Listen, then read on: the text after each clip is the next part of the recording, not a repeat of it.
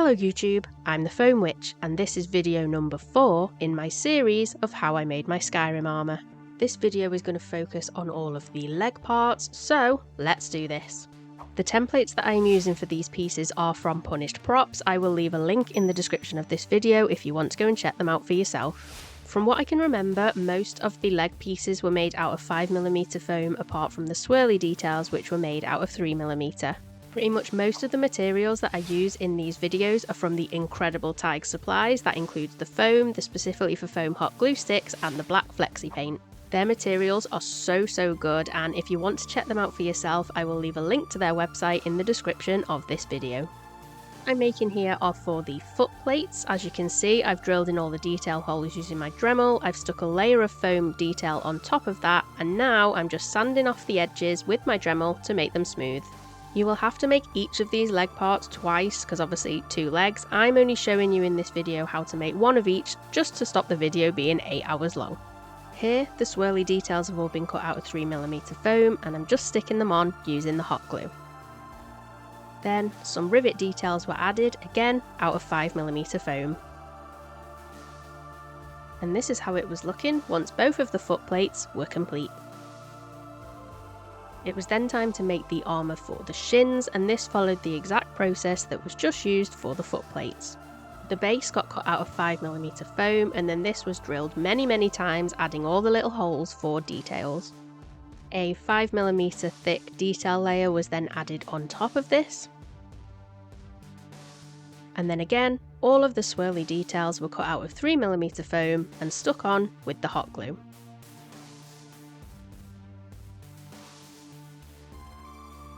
Then adding more of the 5mm rivets. And that was the 2 shin armour pieces complete. Then following the same process for the thigh armour, cutting, drilling, sticking, swirls. This is how it looked once the 2 thigh armour pieces were complete.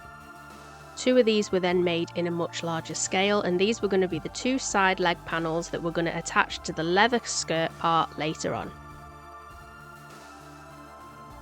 It was then time to make the 2 parts for the knees. Again, this pretty much followed the complete method that I've shown through this whole video, however there were some different detail parts that got added to these. Again with the swirls, I can't tell you how many swirls there were on this costume, there was lots. For these parts I had to cut out some different shaped rivet details, and the best method I could find for this was taking the cap off a paint pen, twisting it around into the foam until it cut through it, and this seemed to give a perfect circle detail. These then got stuck on the 4 corners of each of the raised details. They each then got a hole drilled into them using the Dremel. It was then time to make this detail, and there was 4 of each on each of the knee plates, so that's 8 in total. I know, just call me a maths genius. Using the same paint cap method used earlier in the video, there were more rivets cut out, 2 for each of these pieces. Each of these then got a hole drilled into them using the Dremel. And this is how it looked once all of the details were done twice to make 2 knee bands. Because these pieces were going to wrap around the knees, they needed to be curved. So to do this, I heated them up with the heat gun, and while they were hot, I rolled up the foam. Once the foam had cooled down, it gave them this perfect curve to wrap around the knees.